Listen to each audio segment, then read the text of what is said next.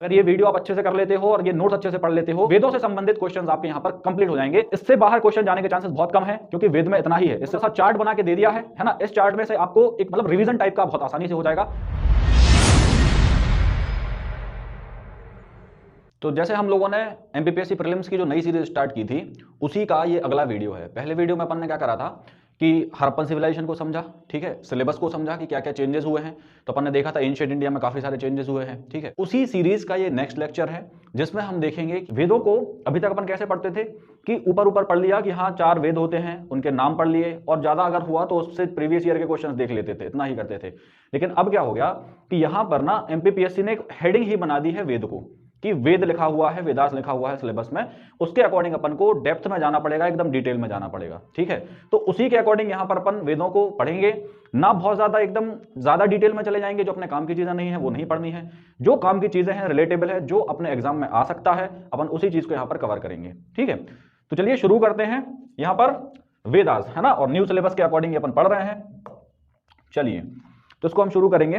देखिए वेदों के बारे में आप ये समझें कि अब लिखे कब गए हैं, इस पे भी थोड़ी सी कंट्रोवर्सी है। हाँ, ऋग्वेदिक पीरियड में लिखे गए हैं, और लिखे किसने हैं इसके ऊपर भी कंट्रोवर्सी है, ठीक है। तो अलग अलग थ्योरीज हैं कि वेद किसके द्वारा लिखे गए, कब लिखे गए, ठीक है, वो चीज अपन देखेंगे। देखिए जब बात होती है वैदिक लिटरेचर की, तो वैदिक लिटरेचर को अपन 2 पार्ट्स में डिवाइड करके पढ़ते हैं। एक होता है स्मृति और एक होता है श्रुति। श्रुति का मतलब होता है कि ईश्वर के द्वारा बोला गया है और किसी ने सुनकर उसको लिखा है, ठीक है। तो जो ऋषि मुनि थे, आपके रचयिता थे, उन्होंने सुनकर उसको लिखा होगा, वो कहलाता है श्रुति। और स्मृति क्या होता है? स्मृति कहलाता है कि किसी के मेमोरी में वो चीज थी और उन्होंने आगे चल के उसको ट्रांसफर किया और फिर उसको लिखा गया है, ठीक है, तो वो कहलाती है स्मृति। अब वेद किस में आते हैं? तो वेद आपके श्रुति में आते हैं, इस चीज को याद रखना। वैदिक जो टेक्स्ट है वो श्रुति टेक्स्ट की कैटेगरी में आते हैं, ठीक है। इनको सुनकर लिखा गया है। वेदों को ऐसा माना जाता है कि ईश्वर ने स्वयं जो है आपके ऋषियों के पास आकर ये चीज सुनाई है और फिर उन्होंने ये लिखा हुआ है। तो वेद आते हैं श्रुति की कैटेगरी में, ठीक है। अब देखिए इसमें अपन इस लेक्चर में अपन क्या क्या कवर करने वाले हैं। तो अपन वेद देखेंगे, उपवेद देखेंगे, वेदों के जो उपवेद होते हैं वो कवर करेंगे, फिर ब्राह्मण रिलेटेड टू वेदास। अब वेदों से जो ब्राह्मण रिलेटेड हैं, ब्राह्मण अभी तक अपन कैसे पढ़ते थे कि भैया बुक है ब्राह्मण और वो वेदों को सरल करने के लिए बनाई गई है, बट यहां पर अपन डेप्थ में देखेंगे किस वेद का कौन सा ब्राह्मण होता है। अब ऐसे क्वेश्चन आएंगे, ठीक है। आर्यंक, तो आर्यंक जो वेदों से रिलेटेड है कि कौन से वेद से, ऋग्वेद से कौन सा आर्यंक रिलेटेड है वो अपन यहाँ पे देखेंगे। फिर रिलेटेड टर्म्स है ना, इनसे जो इंपॉर्टेंट टर्म्स होंगे वो अपन देखेंगे, और साथ ही साथ इंपॉर्टेंट फैक्ट्स जो आपके एग्जाम में आ सकते हैं, स्पेशली प्रीलिम्स में, उसको अपन यहाँ पे कवर करेंगे, ठीक है। चलो तो शुरू करते हैं। वेदों को अपन समझ लेते हैं कि वेद होते क्या हैं। तो Vedas are known as the ancient scriptures of Hinduism divided into 4। अब आपको चारों के नाम पता है, ऋग्वेद, सामवेद, यजुर्वेद और Atharvaveda. They constitute collection of religious, philosophical and poetic expression that are part of the Indian literary and cultural heritage। तो वेदास होते क्या है? वेदास एक एंशिएंट टेक्स्ट है ना, जैसे कि अभी बताया आपको कि श्रुति की कैटेगरीज में आते हैं। 4 वेद यहाँ पर है। अब इन 4 में से भी ना अपन कैटेगराइज कर सकते हैं इसको, ठीक है। अगर आपसे वो पूछे कि त्रिवेद या वेदित्री किसको कहते हैं, तो देखिए ऋग्वेद, सामवेद और यजुर्वेद, इन तीनों को मिलाकर बनता है आपका क्या? त्रिवेद या फिर वेदित्री। अब वेदित्री, इन 3 को कैटेगराइज अलग क्यों कर दिया? तो देखो 3 जो वेद हैं स्टार्टिंग के, उनमें ना आपको मंत्र दिए हुए हैं, उच्चारण की प्रक्रियाएं दी हुई हैं, ठीक है, रिचुअल्स दिए हुए हैं, इसलिए कर दिया। बाकी बात करते हैं जब अथर्ववेद की, तो ये वेदित्री में नहीं आता है, त्रिवेद में ये नहीं आता। क्यों? क्योंकि इसमें दिया है जादू टोने से संबंधित।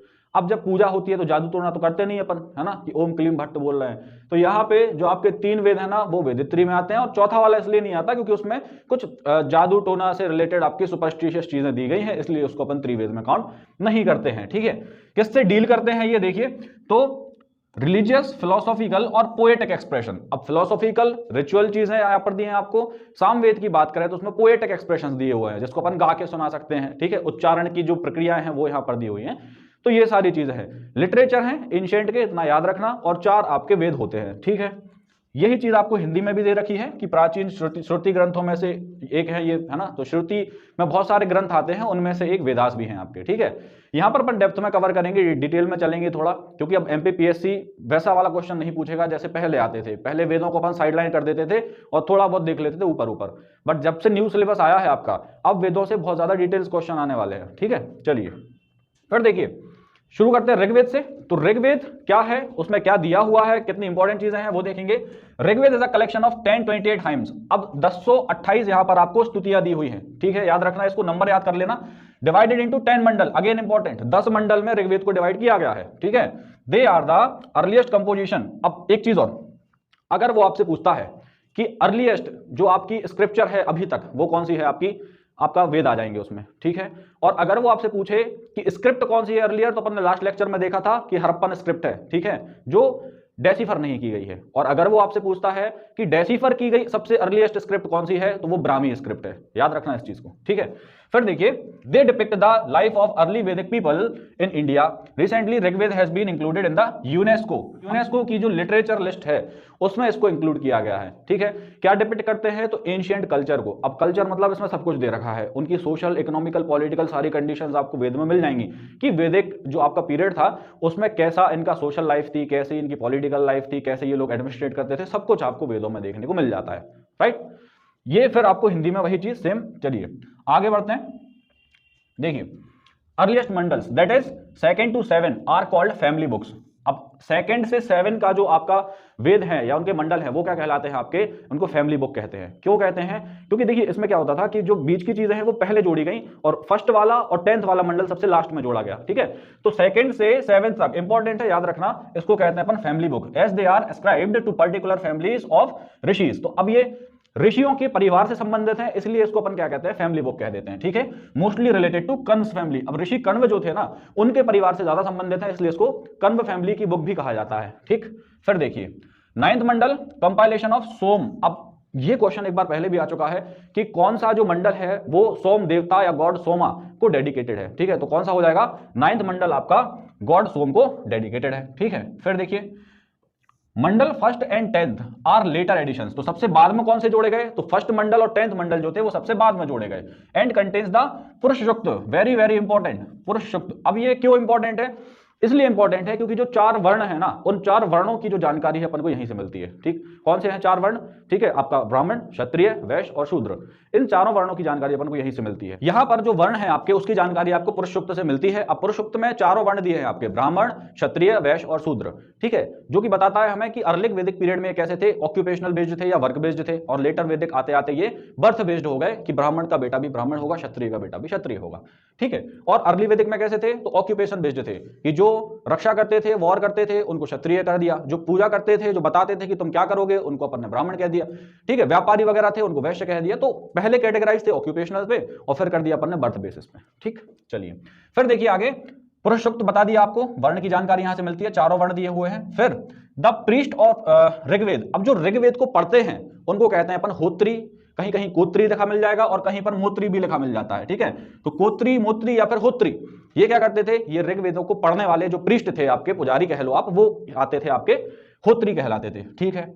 ऋग्वेद का उपवेद कौन सा है, देखिए आयुर्वेद, वेरी वेरी इंपॉर्टेंट। ऐसे ही क्वेश्चंस पूछता है आपका एग्जाम, खासकर प्रीलिम्स में ऐसे क्वेश्चन आते हैं कि ऋग्वेद का जो आपका उपवेद है वो कौन सा है, तो ये आयुर्वेद है, ठीक है, याद रखना इसको। अभी आयुर्वेद किससे रिलेटेड है ये बताने की जरूरत तो है नहीं, है ना, मेडिसिनल प्रॉपर्टीज है, ठीक है, आपकी जो चिकित्सा है उससे संबंधित है ये, तो आयुर्वेद, ठीक। फिर देखिए ओनली सर्वाइविंग रिसेंशन। अब कौन सा जो है वो बचा हुआ है ऋग्वेद में से अभी तक, तो वो है आपका शकाला शक, फिर से इंपॉर्टेंट, ठीक है। स्टार बना लेना, इसके नोट्स बना लेना, ये बहुत ही इंपॉर्टेंट चीजें हैं, शायद ही आपको कोई पढ़ाएगा या शायद ही किसी किताब में आपको मिलेंगी, ठीक है। तो शकाला शक जो है ये बचा हुआ था ऋग्वेद में से, ये है आपका फैक्ट प्रीलिम्स के लिए। चलिए यही सेम चीजें आपको हिंदी में।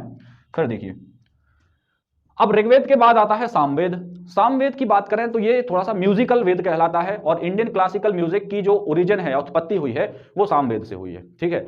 अभी जो एक राग का नाम सुना होगा आपने, ध्रुपद राग, जो तानसेन गाया करते थे, तो वो जो ध्रुपद राग है ना, वो कहां से लिया गया अपन ने, वो सामवेद से लिया गया है ना। तो जनरली ये म्यूजिकल चीजों से डील करता है, जो मंत्रों का उच्चारण होता था उसकी टोन कैसी होगी, उसकी ध्वनि कैसी होगी, उस चीज पर ज्यादा ये फोकस करता है, ठीक है। तो देखिए Samaveda is the collection of versus mostly taken from Rigveda. तो आप ऐसा भी कह सकते हैं कि ऋग्वेद को ही म्यूजिकल टर्म्स में कैसे उच्चारण किया जाए, प्रोनाउंशिएट किया जाए, वो चीज आपको ऋग्वेद में दी हुई है, ठीक है। But arrange in a poetic form and facilitate singing, तो ये सिंगिंग को फैसिलिटेट करता है। It is a collection of 1810। अब ये यहां पर आपको याद करना पड़ेगा, पहले नहीं करते तो चल जाता, बट नए सिलेबस में आपको सब कुछ याद करना पड़ेगा।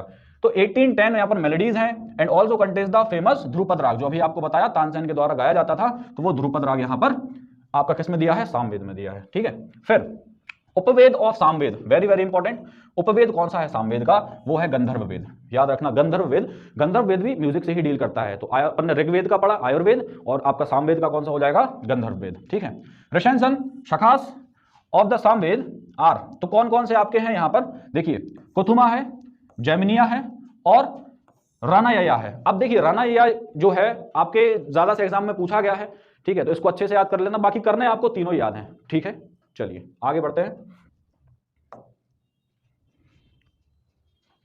फिर अपन बात करते हैं यजुर्वेद की। तो यजुर्वेद में क्या दिया हुआ है ना, तो ये देखिए बहुत ही अलग अलग बुक्स में आपको थोड़ा सा वेरिएशन यहाँ मिल सकता है, बट ये चीज बहुत ही ऑथेंटिक सोर्स से है, तो आपको यही याद करने हैं। पॉसिबल हो तो नोट्स बना लेना, नहीं बना पाओ तो आपको टेलीग्राम पर लिंक मिल जाएगी इस चीज की, ठीक है। जो अपना ग्रुप है ना उसमें देख लेना, आपको ये पूरे नोट्स मिल जाएंगे डिटेल में। Yajurveda deals with the procedure for the performance of sacrifice, तो वहां पर जो यज्ञ हवन होते थे उनका प्रोसीजर या प्रक्रिया जो थी आपको कहां दी हुई है, यजुर्वेद में दी हुई है, ठीक है। फर्दर डिवाइडेड इनटू शुक्ल या फिर इसको व्हाइट, वो कहते हैं अपन व्हाइट यजुर्वेद या शुक्ल यजुर्वेद, ठीक है। इसी को क्या कहते हैं, वत्सन्या भी कह देते हैं, ठीक है, याद रखना इसको। इसमें क्या दिया हुआ है, मंत्र केवल दिए हुए हैं। It contains Madhyandina and Kanva recension, ठीक है, तो मध्यदीना और कन्व को याद रखना। कृष्ण यजुर या फिर कृष्ण, अब कृष्ण से आप ब्लैक भी याद कर सकते हो, तो कृष्ण यजुर्वेद या ब्लैक यजुर्वेद जो है contain both mantras and the prose explanation, तो प्रोस का भी एक्सप्लेनेशन है वहां पर और मंत्र भी दिए हुए हैं आपको, ठीक है। इट कंटेन्स कथक, मैत्रेयनी, तैत्रेया एंड कपिस्थला रेसेशंस या ब्राह्मण कह लो इनको आप, ठीक है। तो इसके ब्राह्मण कौन से हो जाएंगे, देखो तैत्रेय ब्राह्मण, कथक ब्राह्मण, मैत्रेयनी ब्राह्मण और एक और आपका कपिस्थल ब्राह्मण, ठीक है। उपवेद कौन सा है, वेरी इंपॉर्टेंट, उपवेद याद रखना, तो यजुर्वेद का उपवेद है धनुर्वेद, ठीक है। धनुर्वेद जनरली ये किससे रिलेटेड, धनुर्वेद ये आपके वॉरफेयर से रिलेटेड है, युद्ध से संबंधित आपका ये हो जाता है धनुर्वेद, ठीक है। कौन से वेद से, यजुर्वेद से रिलेटेड है, याद रखना। चलिए आगे चलते हैं। अब आता है अथर्ववेद। तो Atharvaveda is a collection of magic spells and charms to ward off the evil spirits and diseases. तो अब जो इविल स्पिरिट्स होती थी, बुरी आत्माएं होती थी, उनको भगाने के लिए जो जादू टोना मंत्र जो होता था वो यहां पर दिया हुआ है। इसीलिए आपको अभी रीजन दिया था कि त्रिवेद में इसको इंक्लूड नहीं करा, क्यों, क्योंकि इसमें जादू टोना दिया हुआ है आपको, ठीक है। फिर डिसीजेस, अब डिसीजों को भी मंत्र के द्वारा यहां पर क्योर किया जाता था, ठीक है। तो जितनी बीमारियां उस समय होती थी ना, तो कहते ना अपन अभी आज के टाइम पे चलता है झाड़ फूक वगैरह, है ना, वो इसी के आपके अथर्ववेद में दिया हुआ है, ठीक है, तो याद रखना इस चीज को। चलिए, it is the last Veda, ये आखिरी वेद है आपका, and considered a non Aryan work divided into 20 खंड कह सकते हो इसको आप, या कन्नड़ कह सकते हो, विद 711 हाइम्स या फिर आपको शुक्तियां यहां पर दी हुई हैं। इट कंटेन्स गोपद ब्राह्मण, इंपॉर्टेंट, गोपद ब्राह्मण किस वेद का ब्राह्मण है, तो आप देखिए अथर्ववेद का ब्राह्मण है, वेरी वेरी इंपॉर्टेंट, ठीक है। फिर शौनक और Paippalada are the recensions of the Atharvaveda, तो ये याद कर लेना, शौनक और पेपलाडा ये क्या है, आपके रेसेशंस हैं। और उपवेद कौन सा है यहां पर आपका, अथर्ववेद का शिल्पवेद आपका उपवेद है, ठीक है।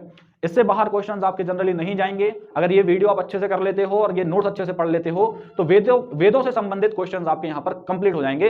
देखिए पूरे 100% तो कहीं से भी नहीं आते, बट 90% जो है यहीं से आएंगे, और अपन बेस को लेकर चलेंगे। ऐसा नहीं कि वेद दिया है तो अपन पूरे वेद पढ़ने बैठ जाओ एकदम डिटेल में, किताबें खोल के बैठ जाओ आप, ठीक है। तो अपन को मोस्ट इंपॉर्टेंट चीजें यहाँ से कवर करनी है और थोड़ा सा स्मार्ट वर्क को करके चलना है, ठीक।